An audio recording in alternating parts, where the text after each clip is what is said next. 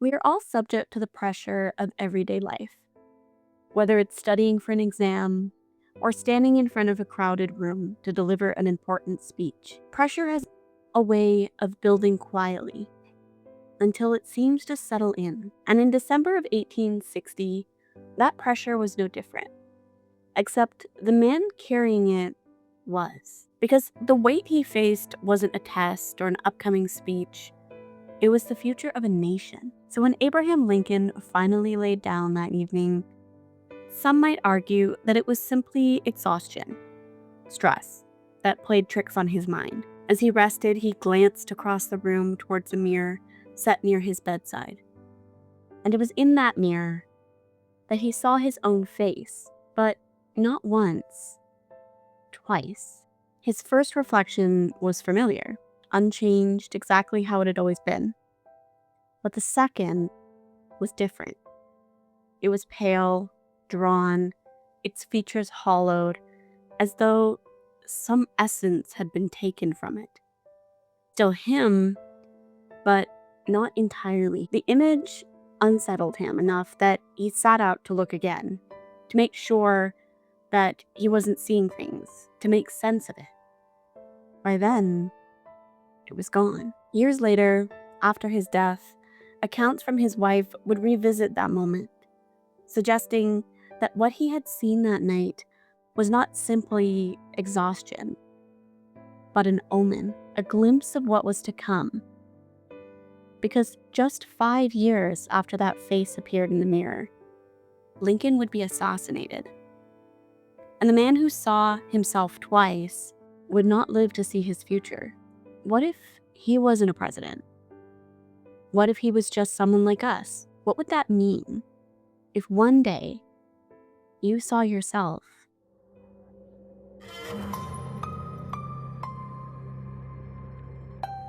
Some stories blur the line between reality and the unfamiliar. They whisper in the night, waiting to be heard. So let's listen. Let's talk spooky. Welcome back, spooky souls, to an all-new episode of Let's Talk Spooky. I'm your host, Shauna, and tonight we're going to explore a type of folklore that isn't a creature necessarily, but perhaps can be better described as an omen. I hope you are all doing well and you're relaxed and ready for tonight's episode, whatever you are currently doing, whether it's driving or cleaning or however you listen to the podcast. I hope it's taking you out of the everyday. But before we begin, I want to make a quick note, a bit of business. We have been growing this podcast for almost a year now. And from then to now, our technology, our editing program has all been updated and changed. So you might notice that a few of the episodes coming might have a little note beside them that say revised or remastered if any major changes are done, especially episodes 1 through 5. They will be getting a complete makeover. So I will be adding more content to them, I will be re-recording them, and they're going to be definitely worth a re-listen. There is also going to be big changes and additions coming in the next few months. And I don't want to give any spoilers right now, but it's going to be cool. So make sure you hit that follow button, the bell that notifies you when I've uploaded new episodes, so that you don't miss what's to come. And also, if you haven't, go over to our socials because I do post a little bit of behind the scenes stuff there as well. All right. Enough of me talking business. Let's get into tonight's episode and explore the very eerie world of the doppelganger. So if you're ready, grab a cup of tea, maybe cover your mirrors so nobody else is watching alongside you, and let's talk spooky. There is something deeply unsettling about being told you were seen somewhere that you in fact hadn't been at all. Though someone swears they saw you. They describe what you were wearing, what you were doing, where you were standing, and for a moment, just a moment, you question yourself. Was I there? A doppelganger is not a case of mistaken identity. It isn't someone who looks like you from across a crowded room. It isn't a trick of the light or a misremembered face. It's something far more precise than that. It's you. Or at least something that knows exactly how to be you. It has the same posture, the same walk, the same quiet habits that no one else would notice but you. It moves through spaces that you've never entered. It stands in rooms that you've never seen. It is recognized by people who know you well enough that they don't question what they're seeing. And that's what makes it so difficult to explain. Because the people who see it aren't guessing. They aren't unsure. They know who they saw.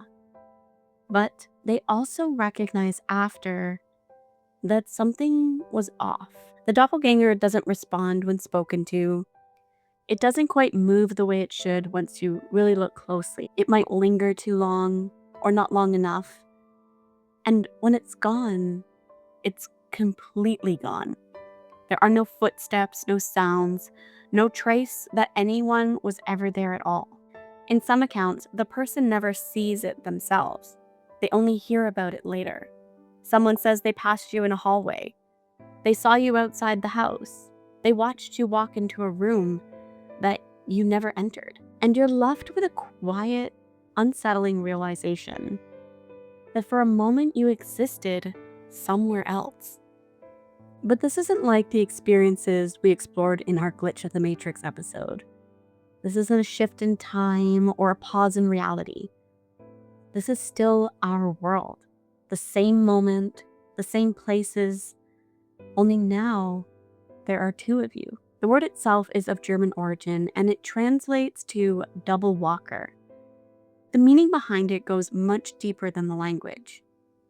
In much of European folklore, a doppelganger was believed to be a living person's double, the exact physical copy that could move through the world independently from them. Not a ghost tied to a place, but something connected directly to you, a piece of you, per se. Much of folklore connects the sightings of the doppelganger to an omen or a symbol of death or deep misfortune, though its origins aren't modern. In fact, they date back much farther than the name itself. The ancient Egyptians had already given this phenomenon a name, a place within the soul itself, called the Ka. You see, ancient Egyptians believed that a person was not just made of flesh and bone. The self, or the spirit, was divided into layers, into parts. There was the Ba, the personality that could travel between worlds. There was the Ren, the name that anchored the identity. And then there was the Ka, your double. Not a reflection, not a shadow, but a completely second version of you that was born the exact moment that you were and lived alongside you, unseen but always present. It acted out your existence, but never truly was a part of your world. It was both you and not you. Unlike later European folklore, where seeing your double was an omen of death, in ancient Egypt, the danger wasn't always in seeing it. It was what happened after you died. Because when the physical body failed, the Ka did not.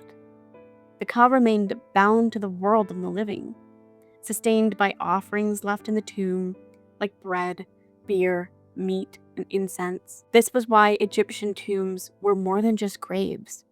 They acted like homes for the dead, a place where the double could exist without you. There is a quieter, more unsettling thread that runs beneath this belief system. One that whispers, if the Ka was a perfect double of you, still here, could it also exist independently? Some inscriptions and later interpretations suggest that the Ka could wander, that it could move through the threshold between the tomb and the living world. not as a ghost necessarily, but something whole, a second self per se. What if the second self wasn't all bad? What if its purpose was not to live on without you, but to do what was necessary for the greater whole? In Norse tradition, there's something known as the Vardøger. It isn't something you see standing across the room or you catch in a reflection at the wrong moment. The word itself comes from old Scandinavian roots.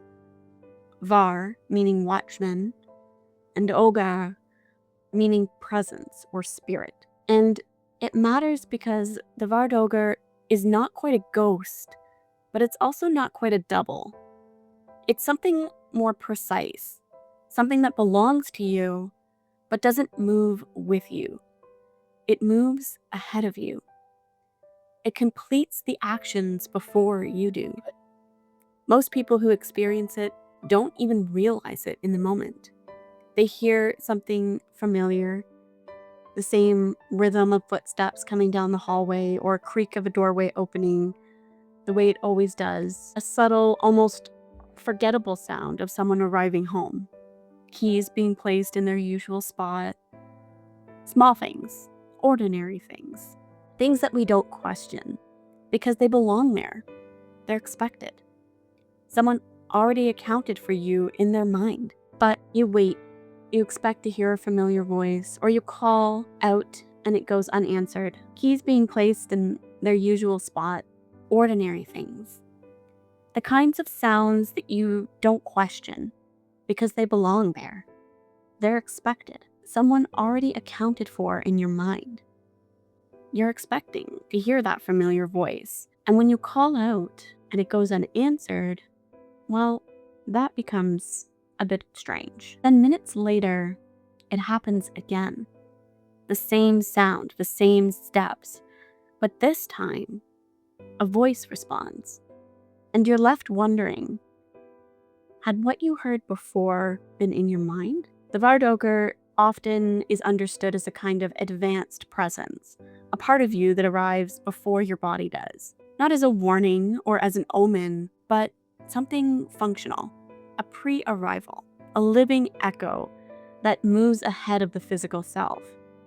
In some interpretations, it's even thought to prepare the space, like a subtle unfolding of your presence before you have fully entered, as a way of self-preservation. This is far from the standard. As we have seen in much of folklore across cultures, the idea doesn't always blend that a doppelganger has taken a form of a guardian or an omen of death. In Asian cultures, we see a bit of a shift. In Japanese folklore, there's a long-standing belief surrounding the soul that a person is not a single form, self-fixed, that they are layered, sometimes capable of separating from those layers under the right conditions. And within those traditions, there are stories of what could be called a double. Though they behave differently from the Western doppelganger. Sometimes they appear in a reflection that don't quite match up. Or in older interpretations, this is sometimes connected to the idea of a human soul that has become loosened from the body, either during sleep, illness, or emotional distress. And when it has, it doesn't stay tethered anymore. It becomes almost a blend between our world and something unseen. Now, if we return to Western and Celtic traditions, we find that the idea of a double was never treated as a curiosity. It was something far more serious. In parts of Europe, particularly within the Celtic belief, encountering your double was considered deeply unnatural because here, the double didn't walk ahead of you or drift away from you. It appeared with you at the same time in the same world. There is an old Irish and Scottish accounts. Some are written, but many carried through oral tradition about people who glimpsed themselves from a distance, either standing at the edge of a field, walking alone, a path that they had not taken before, or in some cases, standing completely still in a room, just watching. It is worth pausing here for a moment before we get into any real experiences that people have had. Because the idea of a doppelganger and the idea of a mimic are often grouped together, and I want to take a quick moment to separate the two. In folklore and in modern accounts, they behave very differently. A doppelganger is at its core an exact double of you. It looks like you, it moves like you, and in many traditions, it's tied directly to your existence. Because of this, more often than not, it doesn't interact with the world as you would. It's simply observed, witnessed, and experienced from a distant or disconnected viewpoint. It rarely speaks, and it rarely behaves independently. It simply follows, reflects, or repeats actions that you've already done. Now, although the word mimic is defined as a person skilled in imitating the voice, mannerisms, or movements of others in an entertaining way, it's not the same. It's something else entirely. A mimic does not belong to you. It doesn't originate from you. It imitates you, yes, but imitation is where the connection ends. In many accounts, mimics reproduce voices, footsteps, or behaviors with unsettling accuracy, calling out from other rooms, repeating similar phrases, or drawing someone towards a space where no one is present. We're going to do a full episode in the coming weeks on mimics, but I did quickly want to differentiate between the two cases in case some of these stories feel similar. And there are stories of doubles that feel like folklore. They're ones that feel uncomfortably close to something incredibly real. One of the most well-known cases to date is in 1845, and it's centered around a French teacher named Émilie Séguin. And she worked at a boarding school where students began to notice something strange about her. Not at once, but gradually over time. At first, it was a single moment. She stood in front of the classroom, writing on a board, when suddenly a second version of her appeared beside her. It was identical in every way, and it mimicked her movements exactly, except it held nothing in its hand, only copying the motions of her writing on the chalkboard. The students watched in silence, and Séguin herself continued teaching, completely unaware of what the students were seeing. Over time, these sightings became more frequent. Students began to report two Emilys in the same room, one real and one silent. And on one occasion, while she worked in a garden outside, another version of her appeared inside the classroom, sitting still in a chair, looking out the window. The girls checked the window and noticed that the teacher that they had seen in the courtyard was still outside. And yet, here she was, also in the room with them. Some even claimed they approached the figure, reaching out to touch it, and described a faint resistance, almost like a vibration. Like when you place two opposite sides of a magnet together, there's a pull, stopping you from letting them touch. Perhaps what's most disturbing is Séguin never saw herself. The experience belonged entirely to others. And even as we talk about patterns like this continuing, maybe not in classrooms, but in other ways, people seeing people in places that they have never been, or having brief interactions with people, but the person themselves has no recollection. A greeting, a passing moment, a small gesture, something ordinary that can be easily dismissed. And where the stories begin to shift is when they stop feeling like a legend and they start feeling like something entirely foreign. Not a myth, not quite an explanation, but a suggestion that there might be more unknown than we want to believe. Somewhere under the surface of everyday life, there may be moments where you exist more than once. even if just for a second.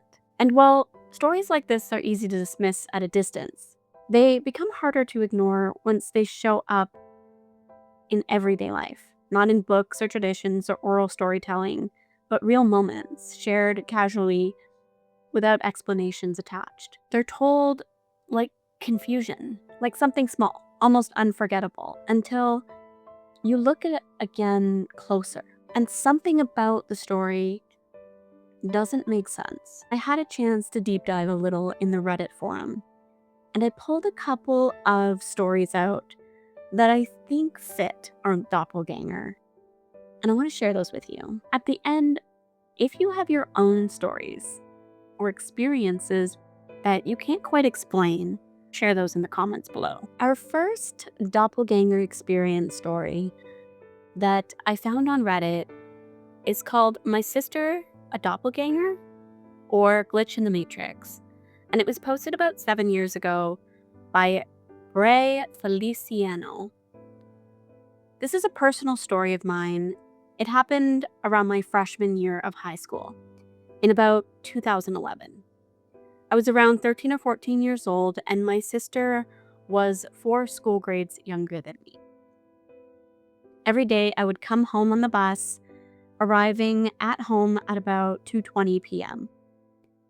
I lived in the countryside, maybe about 15-minute ride from my school. So my stop was a ways from where the other kids in the neighborhood lived. My house was directly next to a farm, and we only had a few neighbors in the area. And they were older folks who kind of stuck to themselves.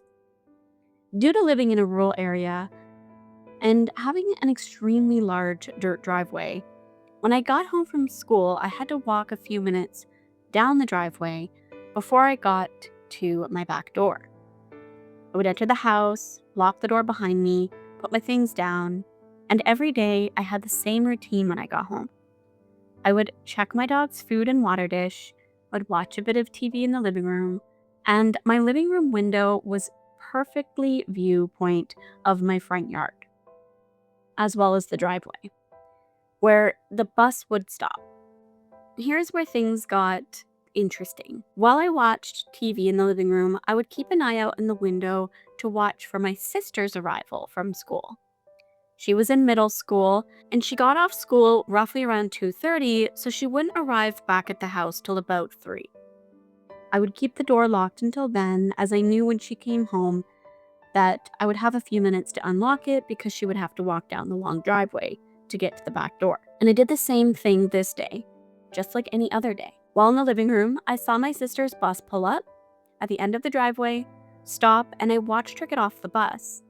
I remember what she was wearing: a North Face jacket, a scarf, and she had a fairly large teal backpack on, jeans, and some boots. She was walking up the driveway and then went out of my view. I heard the back sliding door open and close and lock as she came into the house. From where I was sitting in the living room, I could see her walk past the doorway, down the hall into her room, and I yelled at her name and asked how school was, but she didn't answer.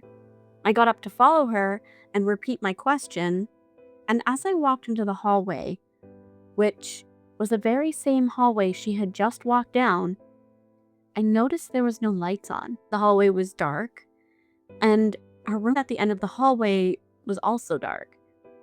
I called out her name and I heard nothing, and I turned the lights on and went into her room, and she wasn't even there. I thought maybe she had gone into another room in the house, but as I looked, I couldn't find her anywhere.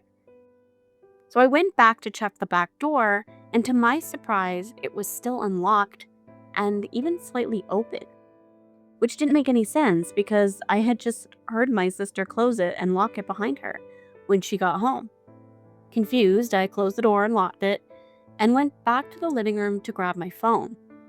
As I entered the room, something strange happened. Out the window, I saw my sister's bus pull up, stop. I watched her get off the bus and walk up the driveway again. When she came into the house this time, I told her, "Yo, the weirdest thing just happened. I saw you get off the bus and come inside and lock the door, but you weren't anywhere in the house. And then I looked outside and I saw you get off the bus again. and when I checked the door, it was unlocked and opened. She responded by saying, "That's really weird because the door was locked when I came inside, and you usually leave it open for me." I explained how I had locked it because I thought she was already in the house. And I thought it was really strange that the door was already open and unlocked without either of us doing anything to it. I might add that my sister was wearing a t-shirt, a scarf, leggings, and boots, a totally different outfit than when I had first seen her. I didn't know what I was seeing or what happened. I had paranormal experiences in the past and stories that I would be happy to share, but this one really took the cake. I didn't know if it was some kind of entity mimicking my sister or trying to get my attention, or if it was a kind of glitch in reality. I would love to hear your theories and stories. So I have to say, based on my opinion, is it was a doppelganger and not a glitch, and also not a mimic. Because as we discussed previously in the episode, mimics do interact generally, where doppelgangers don't. Definitely a creepy experience for sure. I have another story for you guys, and it was posted on the Glitch in the Matrix thread as well from a poster called Obviously Not Jackie. A few years ago, my family and I had taken all of our furniture out to the backyard because we were getting our home fumigated. I remember it started raining, so we were rushing to get the stuff back inside, and my brother, who at the time had a girlfriend and would always be texting her, was in the garage helping carry stuff. At one point, I went into my room to set up my drawers, and from there I could hear him typing. Like the volume on his phone was way up and I could hear the keys clicking. Then suddenly he came into my room holding a box. I said something, but he didn't reply. I shrugged it off and took the box from him, and then I saw him leave my room. Well, looking down at his phone like he was reading something, and then he entered the bathroom, which is slightly diagonal from my room. There's a huge mirror on the wall there, and I saw him physically walk in, but I realized that he wasn't turning on a light. And when I went to look in the bathroom, there was no one there. And then I heard the typing sound again coming from the garage. Now, keep in mind, he was wearing khaki shorts and a white t-shirt and those kind of long knee-high socks. Crazy thing is that a few days later, my sister saw the exact same thing. He was going into the bathroom and he wore the same clothing. And she gave me this kind of big-eyed look expression. I asked, "Did you see him too?" And she nodded, unable to even form a sentence. Since then, I haven't seen his doppelganger. Definitely weird. Definitely creepy. I think if I went into the bathroom after somebody or followed somebody thinking they went into the bathroom and there was nobody there, at that point, I'd be moving out of that house. I'd be like, "We're done. We don't live here anymore. Don't even bring the furniture in. We're leaving." That's where we're at. All right. I have another one for you guys. It's from Itty Bitty 216, and it was posted about 4 years ago on the Glitch in the Matrix forum. About 15 years ago, when both my kids were toddlers, I was putting them to bed one night when my son was adamant that he wanted to wear his favorite red racing car pajamas. I happily obliged, and I helped him change into them and tucked him into bed. Then I sat down at my kitchen table with a friend who had come over to chat and catch up with me. Now, the way my apartment was set up was you could see the kids' rooms down the hallway in a doorway from where I was sitting at the kitchen table. My friend and I were talking for a while before we were suddenly interrupted by the sound of my son screaming. We both turned and looked at the bedroom doorway and saw my son standing there, loudly crying and shrieking, and wearing green pajamas with airplanes on them. Everything inside me was screaming that something was wrong. The hair on the back of my neck stood up, and I had a cold shiver shoot down my spine.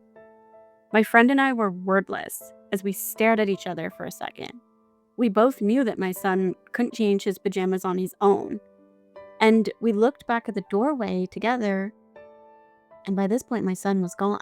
Terrified, I ran to the bedroom and found him peacefully tucked in bed, still sleeping in his very red racing pajamas. My friend freaked out and ended up leaving, and I ended up sleeping on the floor of my kid's bedroom that night just to make sure nothing happened to them. My friend and I still talk about this day as one of the craziest things that have ever happened. My son, of course, doesn't remember anything. He likes hearing the story of how his doppelganger scared the crap out of us. Now, I've voiced before that I have young children of my own, and I don't know how I would handle that kind of situation. I think I wouldn't have even hesitated at the first part of seeing the screaming child. I think I wouldn't have even paid attention to the pajamas. I probably would have just jumped up. That story, when I found it, it gave me the heebie-jeebies. Let me know what you guys think. I think it's why we love these stories so much and that they stay with us because they're not loud. They're not dramatic in the sense of deep, scary horror stories. They kind of slip into something familiar and something ordinary that we almost expect. Seeing our children standing in the hallway, watching their brother walk into the bathroom. But what we don't expect is the shift of wrong. When you follow them in there and they're not there.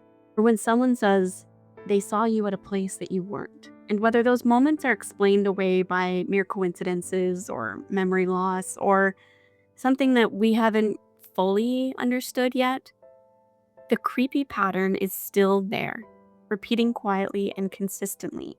The idea that you're not always a singular self, well, there's something incredibly unsettling about that. And that's all I have for you tonight. Thank you for exploring the creepy doppelganger with me. And if you have stories of your own, or if you've experienced something like this, I'd love to hear from you.